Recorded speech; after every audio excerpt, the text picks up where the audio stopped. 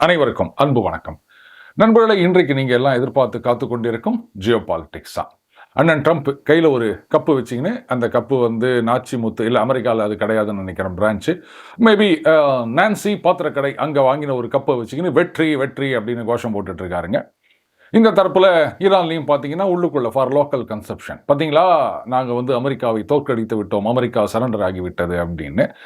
இதனோட புள்ளி கூட்டணியில் அதுக்கப்புறம் இந்தியாவிலையும் சில பேர் பார்த்தீங்களா, பாகிஸ்தான் தான் கிங் ஆயிடுச்சு, அவங்க தான் வந்து இந்த சமாதான பேச்சுவார்த்தையே வந்து முன்னிருந்து நடத்திக்கிறாங்க, இந்தியா பாருங்க இப்படி வந்து கோட்டை விட்டு விட்டது. சரி விடுங்க, 1-2 பப்பு இருந்தால் நாட்டில் பரவாயில்ல, ஊருக்கு ஒரு பப்பு இருந்தது அப்படின்னா அதுக்கப்புறம் என்ன பண்ண முடியும்? சிரிச்சுட்டு போயிட்டே இருக்க வேண்டியதுதான். என்ன நடக்குது அப்படின்றது ஒன்றும் தெரியாது. இந்தியா மேலே இருக்க வெறுப்பு, மோடி அவர்கள் மீது இருக்கும் வெறுப்பு, இது 2 மட்டும்தான் அவங்களுக்கு இருக்குது. ரைட். இப்போது இது சீஸ்ஃபயரா, இது வந்து ஒரு அக்ரிமெண்ட்டுக்கு வந்துட்டாங்களா அப்படின்னா எங்கே இருக்குது அக்ரிமெண்ட்? இன்ஃபேக்ட் சீஸ்ஃபயர் அக்ரிமெண்ட் அமலுக்கு வந்து விட்டது அப்படின்னு சொன்னாங்க. சர்ன்னு க்ரூட் ஆயிலோடைய விலை வந்து கிட்டத்தட்ட 20% இறங்கிடுச்சான், $91 வந்துருச்சு அப்படின்னு சொல்கிறாங்க. அதுக்கப்புறம் இந்த ஸ்டேட் ஆஃப் ஹோர்முஸ் இதை வந்து திறந்து விட்டுட்டாங்க 2 வாரத்துக்கு. பாருங்கள், இந்த சீஸ்ஃபயர் திறந்து விடுறது எல்லாமே 2 வாரத்துக்கு தான். அப்போது என்னங்க எல்லாம் ஓகே ஆயிடுச்சா அப்படின்னு சொன்னால், அமெரிக்கா தரப்பில் 15 பாயிண்ட் அவங்க வச்சுருந்தாங்க, ஈரான் தரப்பில் 10 பாயிண்ட் அவங்க வச்சுருந்தாங்க. இது வந்து இந்த சீஸ்ஃபயர் அனௌன்ஸ்மெண்ட் வர்றதுக்கு ஒரு சில மணி நேரங்கள் முன்னாடி கூட ஈரான் அமெரிக்கா 2 பேரும் அதெல்லாம் நாங்கள் ஏற்றுக்க மாட்டோம், இதெல்லாம் நாங்கள் ஏற்றுக்க மாட்டோம் அப்படி தான் சொல்லிட்டு இருந்தாங்க. திடீர்னு பார்த்தீங்கன்னா அந்த 8 மணி கெடு வச்சுருந்தார் இல்லையா, செவ்வாய்க்கிழமை 8 மணி, நம்ம செவ்வாய்க்கிழமை இல்லை, அவங்களுடைய செவ்வாய்க்கிழமை 8 மணி. அதுக்கு முன்னாடி இந்த அனௌன்ஸ்மெண்ட் வருகின்றது. மார்க்கெட்டெல்லாம் அப்படியே குப்புன்னு ஏறுது, க்ரூடு விலை இறங்குது, மார்க்கெட் ஏறுது. சரி, ரைட், நல்லது நடந்தால் சரி. பட் இதில் என்ன நடந்தது? இதில் என்ன அக்ரிமெண்ட் வந்திருக்கு? இதில் வந்து யார் வின்னர் யார் லூசர் அப்படின்னா, யாருமே இங்கே வின்னர் இல்லை. அண்ணன் ட்ரம்ப் வந்து கப்பு வச்சுன்னுக்கிறாரு, அது ரைட்டு, அவருடைய பழக்கம் அது. இப்போ அந்த 8 கோடு போட்டு வச்சுருந்தாரு, இப்போ அதுக்கு பக்கத்தில் 1 போட்டு 9 அப்படின்னு போடுவாரான்னு எனக்கு தெரியல. 9 யுத்தத்தை நிறுத்திவிட்டேன், இப்போவாது எனக்கு நோபல் கொடுங்கடா அப்படின்னு கெஞ்சினாலும் கெஞ்சுவார். பட் அதுக்கு முன்னாடி ஆஸ் யூஷுவல் சில நண்பர்கள் பார்த்தீங்களா, அமெரிக்கா பணிந்து விட்டது, ஈரானுக்கு வந்து பயந்து விட்டது அப்படின்லாம் சொல்லுவாங்க. முதல்ல ஒரு விஷயம் புரிஞ்சுக்கணும். இந்த ஈரான் இவங்க என்ன சொல்லியிருந்தாங்கன்னா, இந்த 8 மணி கெடுவுக்கு முன்னாடி ஒரு சில மணி நேரங்கள் முன்னாடி வரைக்கும் டெம்பரரி சீஸ்ஃபயர்லாம் ஒத்து வராதுங்க.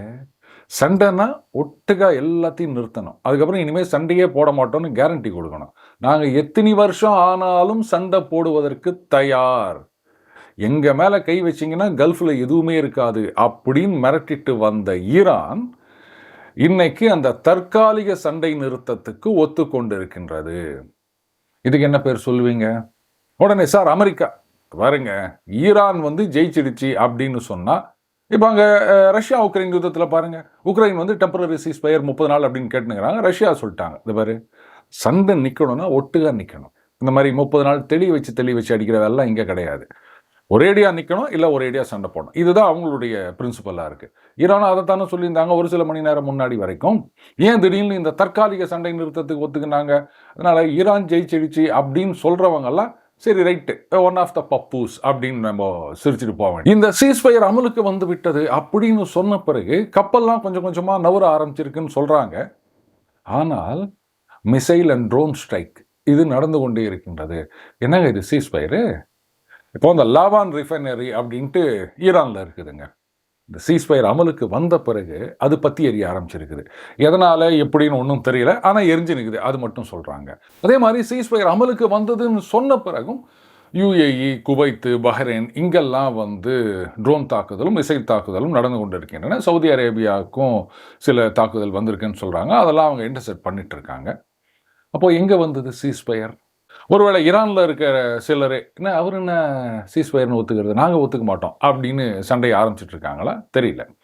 பட் இந்த அக்ரிமெண்ட் அப்படின்றது வந்து இவங்க 10 அவங்க 15 ரெண்டுமே யாருமே ஏற்றுக்க முடியாத விஷயம். வயா மீடியாவாக ஒரு சொல்யூஷன் வரணும், அந்த பேச்சுவார்த்தை நடப்பதற்குத்தான் இந்த 2 வார டைம் அப்படின்றது.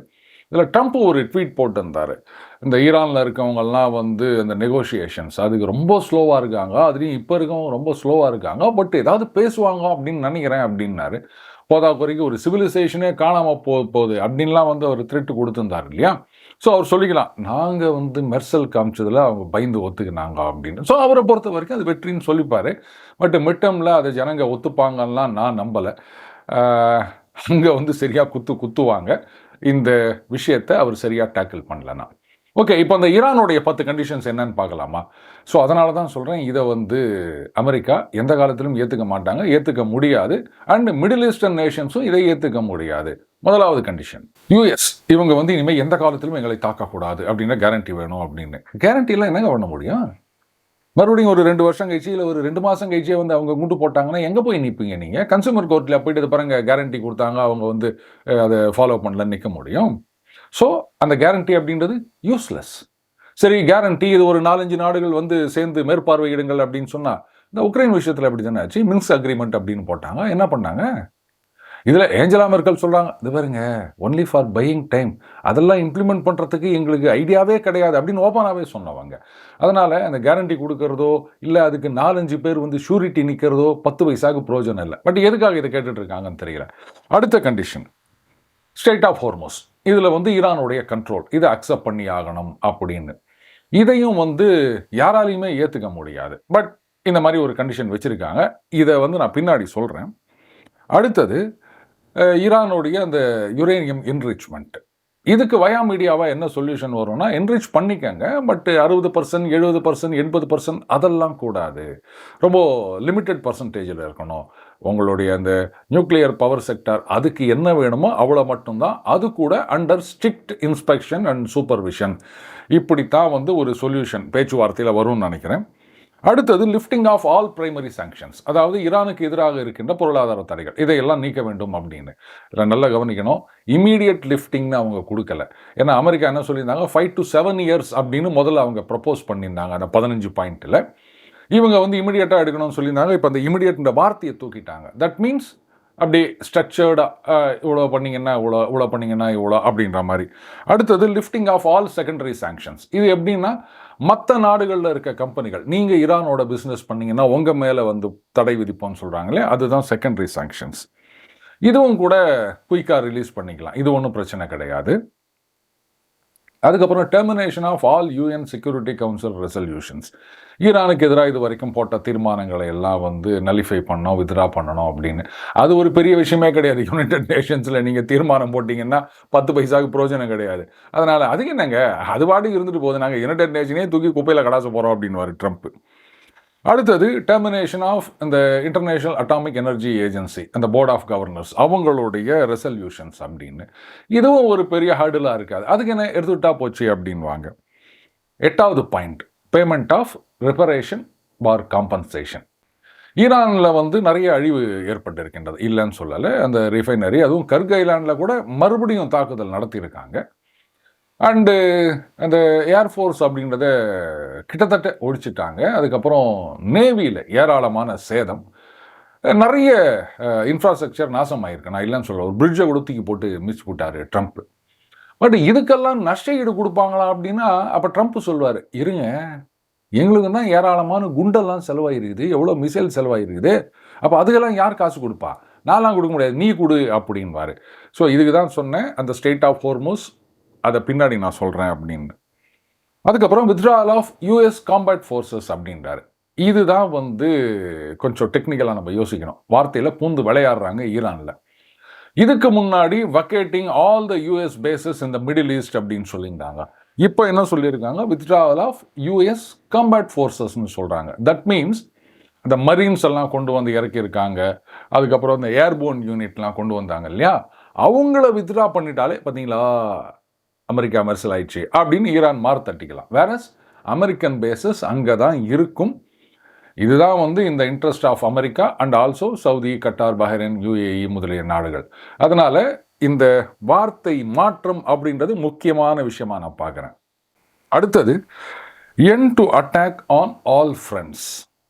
அதாவது ஈரானில் மட்டும் இல்லை, இவங்களுடைய கைத்தடிகள் இருக்காங்கல்ல, ஹெஸ்புல்லா, ஹமாஸு, ஹூத்தீஸு, அவங்களுக்கு எதிரான தாக்குதலையும் நிறுத்த வேண்டும் அப்படின்றது 10வது கண்டிஷன்.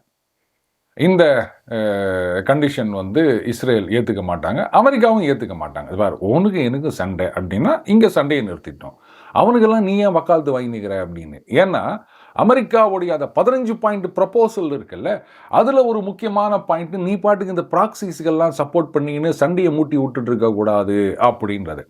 சரி, இந்த சீஸ்ஃபயர் அக்ரிமெண்ட் அமலுக்கு வந்து விட்டது, இன்னும் குண்டு போட்டுனுக்கிறாங்க, ரைட்டு, அது அப்படியே கொஞ்சம் கொஞ்சமாக நிற்கும் அப்படின்னு வச்சுக்கோங்களேன், மழை விட்டும் தூவான உடலை அப்படின்னு சொல்கிற மாதிரி. இதில் ஓமன் ஒரு அறிக்கையை வெளியிட்டிருக்கின்றார்கள். அவங்க என்ன சொல்கிறாங்கன்னா, இது பாருங்க, நாங்கள் வந்து நிறைய அக்ரிமெண்ட்லாம் சைன் பண்ணியிருக்கோம், அந்த அக்ரிமெண்ட் படி இந்த ஸ்ட்ரெய்ட் ஆஃப் ஹோர்முஸ் அதில் போகிறதுக்கெல்லாம் காசெல்லாம் வாங்கக்கூடாது, அதெல்லாம் நாங்கள் வாங்க மாட்டோம் அப்படின்னு சொல்லியிருக்காங்க. இதற்கிடையில் செய்திகள் என்ன வந்ததுன்னா, ஈரான் ஓமன் 2 பேருமா சேர்ந்து ரைட்டு நம்ம வந்து காசு வாங்கிக்கலாம், அதை எப்படி ஷேர் பண்ணிக்கிறதோ, அது 80-20 இல்லை 60-40 அது அவங்களுக்குள்ள அப்படின்ற மாதிரி செய்தி வந்தது. ஓமன் வந்து இதை திட்டவட்டமாக மறுத்து விட்டார்கள். இதில் அமெரிக்கா என்ன சொல்லிக்கிறாங்கன்னா, இது பாருங்க, அந்த பில்டப் ஆஃப் கான்வாய் அதெல்லாம் வந்து நாங்கள் செக்யூரிட்டி அரேஞ்ச் பண்ணுறோம் அப்படின்னு. செக்யூரிட்டினா எப்படி, அவங்க கப்பல் வருவாங்களா அதெல்லாம் தெரியாது. பட் அமெரிக்காவுடைய கண்டிஷன் என்னென்னா, strait of Hormuz should be open and it should be free for all அப்படின்றது. அப்படி இருந்துச்சு ஒவ்வொரு கப்பலுக்கும் 2 மில்லியன் கொடுன்னு ஈரான் கேட்டாங்கன்னா அமெரிக்கா பார்த்துட்டு சும்மா இருப்பாங்களா? இதுதான் முக்கியமான போன் ஆஃப் கன்டென்ஷன் அப்படின்னு நினைக்கிறேன். ஏன்னா இப்படி காசு வாங்க ஆரம்பிச்சாங்கன்னு சொன்னால், ஈரானுடைய ஆயில் எக்ஸ்போர்ட் அப்படின்றது வந்து ஒரு வருஷத்துக்கு தோராயமாக சொல்லணும்னா 50 பில்லியன் அப்படின்னு சொல்லலாம். ஆனால் இந்த மாதிரி ஒரு ஷிப்புக்கு $2 மில்லியன் அப்படின்னு வாங்க ஆரம்பிச்சாங்கன்னா, அதுவே அவங்களுக்கு கிட்டத்தட்ட ஒரு 86லிருந்து $100 பில்லியன் வரைக்கும் ஒரு வருஷத்துக்கு வரும். அதாவது அவங்க கஷ்டப்பட்டு ஆயிலை எக்ஸ்ட்ராக்ட் பண்ணி அதை விற்கிறத விட நோக்கு கூலிலேயே 2 மடங்கு அதிகமாக வாங்கிட்டு போயிடுவாங்க. இந்த $100 பில்லியன் அப்படின்றது சவுதி அரேபியா டிஃபென்ஸுக்கு என்ன ஸ்பெண்ட் பண்ணுறாங்களோ அதை விட 25% அதிகம். அவங்க வந்து அரௌண்ட் $80 பில்லியன் ஸ்பெண்ட் பண்ணிட்டு இருக்காங்க ஒரு வருஷத்துக்கு. 80 பில்லியன், 100 பில்லியன் வந்து இவங்களுக்கு சும்மாவே கிடைக்குது. இதை வந்து யாருமே ஏற்றுக்க மாட்டாங்க. ஆனால் ஒரே ஒரு பாசிபிலிட்டி என்னன்னா, ட்ரம்ப் ஒன்று சொல்லிக்கிறாரு, big money is coming, they can start rebuilding அப்படின்னு. அந்த பிக் மணி எங்கேருந்து வருது? இதை எப்படி ஒன்றா எடுத்துக்கலாம். அமெரிக்கன் கம்பெனிஸ் அங்கே போய் இன்வெஸ்ட் பண்ண போது அந்த ஆயிலெல்லாம் வந்து நம்ம கண்ட்ரோலில் கொண்டு வர போகிறோம் அப்படின்னு எடுத்துக்கலாம். ஆர்எல்ஸ் அந்த ஸ்ட்ரெய்ட் ஆஃப் ஹோர்முஸ் இதில் வந்து ஒரு ஃபீ ஸ்ட்ரக்சர் அப்படின்னு கொண்டு வந்து, ஈரான் நீங்கள் ஓமன் 50% 2 பேரும் ஷேர் பண்ணிக்கங்க, 50% நாங்களும் நிறைய குண்டு போட்டு செலவு பண்ணிக்கிறோம்ல, நாங்கள் எடுத்துக்கிறோம் அப்படின்னு ஆரம்பிக்கலாம். ஆனால் அப்படி பண்ணாங்கன்னு சொன்னால் ரொம்ப அசிங்கமாக போயிடும், கூலிப்படையோட கேவலமாயிரும். முக்கியமாக அந்த மிடில் ஈஸ்டர்ன் கண்ட்ரிஸ் அவங்களே வந்து அமெரிக்காவை மதிக்க மாட்டாங்க, காரி துப்புவாங்க. நாங்கள் வந்து ட்ரில்லியன்ஸ் ஆஃப் டாலர்ஸ் உங்கள் கண்ட்ரியில் வந்து இன்வெஸ்ட் பண்ணுறோம் அப்படின்னு சொல்கிறோம். இந்த பெட்ரோ டாலர் அப்படின்னு வச்சுக்கின்னு எல்லாத்தையும் உங்கள் பாண்டில் கொண்டாந்து நாங்கள் இன்வெஸ்ட் பண்ணின்னு இருக்கிறோம். அப்படி இருக்குச்சு, நீ இங்கேருந்து போகிறதுக்கெல்லாம் வந்து நானும் காசு வாங்குறேன்னு வந்து நிந்தியானா இது கேவலமாக இல்லையா அப்படின்னு. ஸோ அந்த ஒரு பாசிபிலிட்டி ரொம்ப ரிமோட்டாக தான் தெரியுது. பட் ட்ரம்ப் பீயிங் ட்ரம்ப் கெட்ட கனவு மாதிரி தான் இருக்குது. அது நடக்குமா இல்லையா அப்படின்றத வெயிட் பண்ணி தான் நம்ம பார்க்கணும். சரி, இப்போது திடீர்னு ஈரான் வந்து இந்த டெம்பரரி சீஸ்ஃபயருக்கு ஒத்துக்கினதுக்கு காரணம் என்ன? இதில் வந்து சைனீஸ் ஆங்கிள் இதை நம்ம பார்க்கணும். இதில் சில பேர் பார்த்தீங்கன்னா சைனீஸ் இன்ஃப்ளூயன்ஸ், அவங்க தான் வந்து ஈரானை கூப்பிட்டு சொன்னாங்க, உடனே வந்து சைனா சொன்னதை கேட்டு ஈரான் வந்து ஒத்துக்கொண்டது அப்படின்னு. பட் என்னை பொறுத்த வரைக்கும் இது சைனீஸ் இன்ஃப்ளூயன்ஸ் அப்படின்றத விட சைனாவுடைய வீக்னஸ் அப்படின்னு தான் நான் பார்க்குறேன். ஏன்னா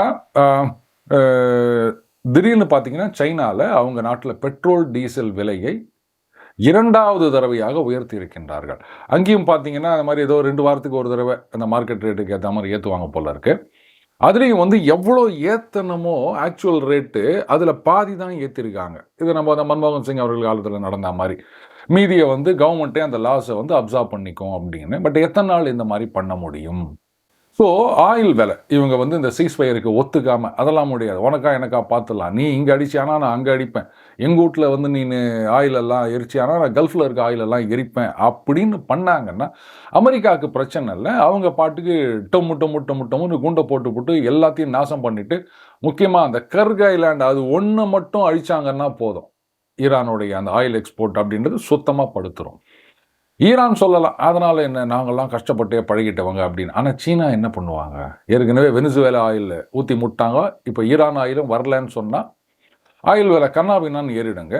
அண்டு இவங்க ரிட்டாலியேஷன் ஈரான் அவங்க வந்து எவ்வளோ குண்டு போடுவாங்களோ, ஸோ கிட்டத்தட்ட ஒரு 150லேருந்து 180 ஆர் $200 ஆயில் போயிடுச்சு அப்படின்னு சொன்னால் சீனா பெரிய அடி வாங்கும். ரஷ்யா வந்து இதில் பெரிய பெனிஃபிஷியரி. அதுக்கப்புறம் ஆயில் அப்படின்னா அமெரிக்கா, ரஷ்யா இவங்க வச்சது தான் சட்டம் அப்படின்ற மாதிரி ஆயிடும். அண்ட் நேச்சுரல் கேஸ் அப்படின்றதும் ரஷ்யாவிலேருந்து ஏராளமாக வந்துட்டுருக்கு. ஸோ இது நாள் வரைக்கும் சீனா is getting the upper hand இந்த சைனா ரஷ்யா இந்த ட்ரேடில். ஏன்னா அவங்களுக்கு வேறு வழியில் ரஷ்யாவுக்கு சாங்ஷன்ஸ்லாம் இருக்குது, இவங்க ஆயில் வாங்கிக்கிறாங்க, நிறைய கொடுக்குறாங்க பதிலுக்கு அப்படின்றதுனால அவங்க பல்ல கடிச்சிட்டு பொறுத்துட்டு போயிருக்காங்க. பட் இப்போ ஆயில் இங்கேருந்து வரல ஈரான்லேருந்து அப்படின்னும் போது சைனாவுக்கு பெரிய அடி. ரஷ்யா கிட்ட தான் நம்பி இருக்கணும். அதுக்கப்புறம் ரஷ்யா இல்லைங்க எனக்கு வந்து நிறைய கஸ்டமர்ஸ் வந்துட்டாங்க அப்படின்னு வேற எங்கேயாவது டைவெர்ட் பண்ணிட்டு, அதுவும் அந்த அதிக ரேட் வேற அப்படின்னும் போது சைனாவுடைய அந்த எக்ஸ்போர்ட் லெட் எக்கானமி இது வந்து பெரிய அடி வாங்கும். ஏன்னா இன்புட் காஸ்ட் அதிகமாச்சு அப்படின்னு சொன்னால் அவங்களுடைய அந்த காம்படிட்டிவ்னஸ் அது அடிபட்டு போயிடும்.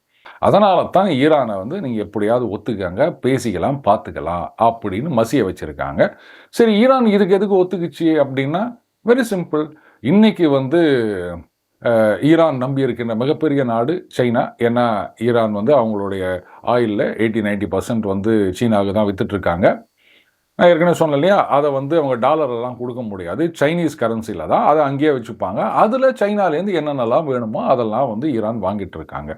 ஸோ இது வந்து ஒரு பண்டமாற்று மாதிரி தான் போயிட்டுருக்கு. அப்போது அந்த சைனீஸ் மார்க்கெட் கட் ஆஃப் ஆயிடுச்சின்னு சொன்னால் ஆயிலை சுத்தமாக எக்ஸ்போர்ட் பண்ண முடியல ஈரானால், இல்லை எக்ஸ்போர்ட் பண்ணுறதுக்கு ஆயிலே இல்லை, எல்லாத்தையும் ட்ரம்ப் குண்டு போட்டு எரிச்சு போட்டார் அப்படின்னு சொன்னால் அதுக்கப்புறம் day to day running of the கண்ட்ரியே வந்து பெரிய கேள்விக்குறி ஆயிரும். எங்கே போவாங்க காசுக்கு? நான் வந்து கல்ஃபில் அங்கே 4 குண்டு போட்டேன், இதை 4 எரிய விட்டேன் அப்படின்றதெல்லாம் ஒரு பெருமை கிடையாதுங்க. அதுக்கப்புறம் மக்கள்லாம் என்ன பண்ணுவாங்க? எல்லாம் தெருவில் வந்துட்டாங்க. ஏன்னா கரண்ட்டு கிடையாது, தண்ணி கிடையாது, சோறு கிடையாது, மருந்து கிடையாது அப்படின்னு சொல்லியாச்சுன்னா அதுக்கப்புறம் மக்கள் வேற வழி கிடையாது, எதுவுமே இல்லை அப்படின்னும் போது இழப்பதற்கு எதுவும் இல்லை சங்கிலிகளை தவிர அப்படின்ற மாதிரி எல்லாம் ரோட்டில் வந்து குதிச்சிருவாங்க, போராட்டம் பண்ணுவாங்க. இப்போ இருக்கின்ற அந்த ஆட்சி அப்படின்றது ஆட்டம் கண்டுவிடும். இதனால தான் நேற்று வரைக்கும் இந்த டெம்பரரி சீஸ்ஃபயர்லாம் வேலைக்கு ஆகாது அப்படின்னு சொல்லிட்டு இருந்த ஈரான் இன்னைக்கு வந்து இந்த டெம்பரரி சீஸ்ஃபயரை ஒத்துக்குனாங்க. இதுவே வந்து ஒரு பெரிய மண்ணை கவிய முயற்சி தான். சரி, ட்ரம்ப்புடைய கேம் பிளான் என்ன அப்படின்னா வெற்றி அப்படின்னு சொல்லிக்கிறாரு. இந்த 14 days பீரியடில் வந்து இப்போ நான் சொன்ன மாதிரி வயா மீடியாவாக ஒரு சொல்யூஷன் வரணும். இது ஈரானுக்கு இது ஒன்றும் புதுசு கிடையாதுங்க. 2015 வாக்கில் இதே மாதிரி தான் அந்த ஒரு நியூக்ளியர் அக்ரிமெண்ட் அப்படின்னு சைன் பண்ணாங்க. ட்ரம்ப் வந்தவொடனே அதை கீழ்ச்சி போட்டார், அது வேறு விஷயம். ஏன்னா அந்த இன்ஸ்பெக்ஷன் அதெல்லாம் வந்து ரொம்ப ஸ்ட்ரிக்டாக பண்ணலை. ஈரான் வந்து அப்படியே கொஞ்சம் ஏமாற்ற ஆரம்பித்தாங்க. இன்றைக்கி இந்த என்ரிச்மெண்ட் அப்படின்னு சொல்லியிருக்காங்க. அதில் ஈரானை பொறுத்த வரைக்கும் நாங்கள் அணுகுண்டு வச்சுப்போம் அப்படின்றத பற்றி ஒன்றுமே பேசலை. என்ரிச்மெண்ட் இதை தான் சொல்லியிருக்காங்களே தவிர அணுகுண்டு எங்களுடைய பிறப்புரிமைன்னு பேசலை. அதே மாதிரி மிசைல்ஸ், அமெரிக்கா அந்த 2 கண்டிஷனையும் முக்கியமாக போட்டிருக்காங்க. என்ன சொல்கிறாங்க? என்ரிச்மெண்ட் கூடாது, அதுக்கப்புறம் ஏற்கனவே என்ரிச் பண்ணி வச்சுக்கிறீங்களே 60% ஒரு 440 கிலோ என்னவோ இருக்குது, அதையெல்லாம் கம்ப்ளீட்டாக எங்ககிட்ட ஹேண்ட் ஓவர் பண்ணி ஆகணும். அதுக்கப்புறம் அந்த அணுகுண்டுன்றதை பற்றியே யோசிக்கக்கூடாது. முக்கியமாக அந்த missiles, limited number of missiles with limited range, இது முக்கியமான கண்டிஷனாக இருக்குது அமெரிக்காவுடைய 15 பாயிண்ட். ஸோ இந்த 10 பாயிண்ட் 15 பாயிண்ட் ரெண்டுமே opposing each other. But simple solution, நாங்கள் என்ரிச் பண்ணிக்கிறோம், ஆனால் 10% 20% அந்த ரியாக்டருக்கு என்ன வேணுமோ அதை மட்டும் பண்ணிக்கிறோம். Number 1. IAE full inspection, right, அதுக்கும் நாங்கள் ஓகே சொல்லிடுறோம். மிசைல்ஸ் சரி ஓகே, இப்போதைக்கு நாங்கள் பெருசாக ஒன்றும் தயாரிக்கலை அப்படின்னு அவங்க ஒத்துப்பாங்க. பட் கிளாண்டஸ்டைன் ஆப்ரேஷன்ஸ் அதை வந்து ட்ரம்ப் இருக்கிற வரைக்கும் பார்த்துக்கலாம், அப்புறம் நம்ம வந்து மறுபடியும் கண்ணில் விரல விட்டு ஆட்டலாம் அப்படின்னு அவங்க ஆரம்பிப்பாங்க. அடுத்தது ஸ்டேட் ஆஃப் ஹோர்முஸ், இது ஃப்ரீ தான், காசெல்லாம் கிடையாது அப்படின்ற மாதிரி தான் ஒரு அக்ரிமெண்ட் வரும். ஆனால் அமெரிக்க கம்பெனிகள் இங்கே வந்து இன்வெஸ்ட் பண்ணுறதுக்கு ஈரான் ஒத்துப்பாங்களா? ஏன்னா சாங்ஷன்ஸை ரிலீஸ் பண்ணணும் அப்படின்னு சொன்னால் அது பிரைமரி ஆர் செகண்டரி ரெண்டாக இருந்தாலும் அமெரிக்காவோட கண்டிஷன் பாருங்க, தடைகளை எல்லாம் விலக்கிட்டோன்னா அப்படின்னா எங்கள் கம்பெனி, எங்கள் நாட்டு கம்பெனி வந்தாலும் நீங்கள் வந்து ஓகே சொல்லி ஆகணும் இன்வெஸ்ட்மெண்ட்டுக்கு, நீங்கள் வெறும் சைனாவுக்கு மட்டுமே இருக்கக்கூடாது அப்படின்னு வாங்க. இதை வந்து ஈரான் எப்படி எடுத்துப்பாங்கன்னு தெரியல. ஒரு வயா மீடியாவாக அகெயின் டைரெக்டாக அமெரிக்கா இல்லாமல் இதை அந்த ஃப்ரான்ஸு இவங்கெல்லாம் வந்து அப்படியே கொஞ்சம் முரண்டு பிடிச்ச மாதிரி சீன் போட்டிருந்தாங்க இல்லையா, யூரோப்பியன் நேஷன்ஸ் அவங்க இன்வெஸ்ட் பண்ணுவாங்க. அதில் அப்படி பின்னாடி இருந்து அமெரிக்கா இன்வெஸ்ட் பண்ணியிருப்பாங்க. இப்படி ஒரு ரவுண்ட் அவுட் வே அது கூட ஒத்துக்கலாம். ஈரானுக்கு இந்த பாருங்க, இந்த காரியம் முக்கியமா வீரியம் முக்கியமா அப்படின்னா காரியம்தான் முக்கியம். ஒரு 10 வருஷம் எல்லாத்தையும் கொஞ்சம் அப்படியே பாஸ் பண்ணி விட்டுட்டு எக்கானமியை இம்ப்ரூவ் பண்ணுங்க. அவங்க கிட்ட இருக்க ஆயிலுக்கு வந்து நல்லா நாட்டை கொண்டு போகலாம். ஏன் இவ்வளோ நாசம் பண்ணி வச்சுன்னுக்கிறீங்க? அதனால் இன்வெஸ்ட்மெண்ட்டா வா ரைட்டு, அது ஏனோ ஒரு ஈக்குவிட்டபிள் ஷேரிங் நம்ம ஒத்துப்போம். இன்னும் நிறைய மார்க்கெட்டை பிடிப்போம். ஏன்னா ஈரானுடைய க்ரூட் அப்படின்றது வந்து லைட் க்ரூடு. அது வந்து சொல்லப்போனால் மற்ற ஆயிலை விட இது கொஞ்சம் அதிக காசுலேயும் நீங்கள் விற்கலாம். ஆனால் கடைசியில் இப்போ $20 கம்மியாக சீனாவுக்கு விற்றுனுக்கிறீங்க. இதெல்லாம் தேவையில்லைல்ல. அப்போ நிறைய காசு வரும், நிறைய டெவலப்மெண்ட் பண்ணிட்டு போகலாம். ஒரு 10 வருஷம் நல்ல பணத்தை சேர்த்துக்காங்க. பணத்தை சேர்த்துக்கினீங்கன்னா அதுக்கப்புறம் நீங்கள் சொடக்கு போட்டால் மேபி ஆஃப்டர் 10 இயர்ஸ் ட்ரம்ப்பே கூட உங்களுக்கு அட்வைசராக வந்து உட்காந்துப்பார். அதனால் அதெல்லாம் கவலைப்படாதீங்க அப்படின்னு அவங்க யோசிக்கணும். ஆனால் அதை விட்டுட்டு அதெல்லாம் முடியாது, நாங்கள் யார் தெரியுமா அப்படின்னு சீன் போட்டுருந்தாங்கன்னா இது சரிப்பட்டு வராது. இதில் அமெரிக்காவுடைய முக்கியமான ஒரு கண்டிஷன் அந்த ப்ராக்சிஸ், இவங்களுக்கெல்லாம் சப்போர்ட் பண்ணக்கூடாது அப்படின்னு. ஈரான் என்ன சொல்கிறாங்க, இங்கே மட்டும் சண்டை நிறுத்தம் இல்லை, எங்கெங்கெல்லாம் எங்கள் ஆளுங்க இருக்காங்களோ முக்கியமாக லெபனான் சிரியா அப்படின்னு, இதெல்லாம் முடிஞ்சிருச்சு, சீஸ்ஃபயர் அக்ரிமெண்ட் வந்துருச்சு அப்படின்னு உடனே ஒரு 4 மணி நேரம் கழிச்சு இஸ்ரேல் அனௌன்ஸ் பண்ணுறாங்க சீஸ்ஃபயர் எல்லா இடத்துலையும், ஆனால் லெபனானில் கிடையாது. ஏன்னா இப்போ இருக்கிற லெபனானில் அந்த சதர்ன் லெபனான் அதில் கிட்டத்தட்ட ஒரு 10% மேலே அவங்க வந்து இஸ்ரேலோட சேர்த்துக்கிறதுக்கு பிளான் பண்ணிட்டு இருக்காங்க. ஏன்னா அங்கே ஃபுல்லாக அந்த சதர்ன் லெபனான் ஃபுல்லாக அந்த ஹெஸ்புல்லா தான் இருக்காங்க. நீங்கள் ஒரு லெபனான் கவர்மெண்ட்னு சொல்லிக்கின்னு யாரோ ஒரு தீவிரவாத ஆர்கனைசேஷன் எவனோ ஒருத்தன் சப்போர்ட் பண்ணின்னுக்கிறான், அவன் கண்ட்ரோலில் நாட்டை வச்சுன்னு சும்மா இருக்கிறீங்க, அப்புறம் உங்ககிட்ட இருந்தானா அது எங்ககிட்ட இருந்தான்னு. இதுதான் இஸ்ரேலுடைய கணக்கு. ஸோ அவங்க இந்த சீஸ்ஃபயர் லெபனானுக்கு அப்ளை ஆகாது அப்படின்னு சொல்லிட்டாங்க. அது இன்னும் போட்டு பொழக்க போகிறாங்க, அதில் எந்த சந்தேகமும் கிடையாது. ஸோ இந்த சீஸ்ஃபயர் அப்படின்றது வந்து 2 பேருக்கும் ஒரு ஃபேஸ் சேவர். இதில் வந்து யார் ஜெயிச்சாங்க அப்படின்னா யாருமே ஜெயிக்கலை. பட் 2 பேரும் அவங்கவுங்க நாட்டுக்குள்ளே நான் தான் ஜெயிச்சிட்டோம் அப்படின்னு ஆளுக்கு ஒரு பாத்திர கடையில் கப்பு வாங்கி கோஷம் போட்டுக்கலாம். யார் தோற்று போயிட்டாங்கோ அப்படின்னு சொன்னால் சரி 2 பேரும் தோத்தாங்கன்னு சொல்ல முடியாது.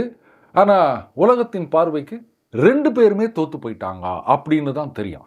அப்போது இது வெற்றியும் கிடையாது, தோல்வியும் கிடையாது. அப்போ என்ன அப்படின்னா இது செக்மேட் இல்லை, ஸ்டேல்மேட்.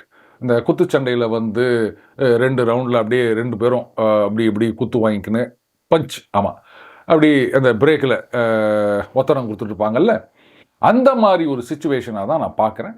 பட் ஈரான் கொஞ்சம் விவேகத்துடன் யோசிச்சாங்க அப்படின்னு சொன்னால் இந்த 2 வார பீரியட் அப்படின்றத வயா மீடியாவாக ஒரு சொல்யூஷன், எக்கானமி இதுதான் முக்கியம், அதுக்கப்புறமா இன்னைக்கு வாழ்ச்சி கடந்தால் நாளைக்கு நம்ம சண்டை போட்டுக்கலாம் அப்படின்னு அவங்க பிளான் பண்ணாங்க அப்படின்னு சொன்னால் it is a win situation for all. அதெல்லாம் முடியாது, நாங்கள் காசு வாங்குவோம், நீங்கள் வெளில போனோம் அப்படின்னு இன்னும் மறந்து பிடிச்சிட்டு இருந்தாங்க அப்படின்னு சொன்னால் மிடில் ஈஸ்டர்ன் கண்ட்ரிஸ் அவங்களே ஒத்துக்க மாட்டாங்க இந்த ஒரு சீஸ்ஃபயர் கண்டினியூ ஆகிறதுக்கு. அண்டு ஆல்ரெடி யுஏஇ அனௌன்ஸ் பண்ணியிருக்காங்க இந்த ஸ்டேட் ஆஃப் ஹோர்முஸ் இதில் இதெல்லாம் பண்ணுறது தப்பு அப்படின்னு அவங்களுடைய எதிர்ப்பை அழுத்தம் திருத்தமாக பதிவு செய்திருக்கின்றார்கள். ஏன்னா இவ்வளோ இழப்புகளை சந்தித்து விட்டு இவ்வளோ பணத்தை செலவு பண்ணிட்டு மறுபடியும் ஈரான் கையில் எல்லாத்தையும் தூக்கி கொடுத்துட்டு நிற்கிறதுக்கு அந்த மிடில் ஈஸ்டர்ன் கண்ட்ரிஸ் யாரும் ஒத்துக்க மாட்டாங்க. மீண்டும் அடுத்த சந்திப்போம். வணக்கம்.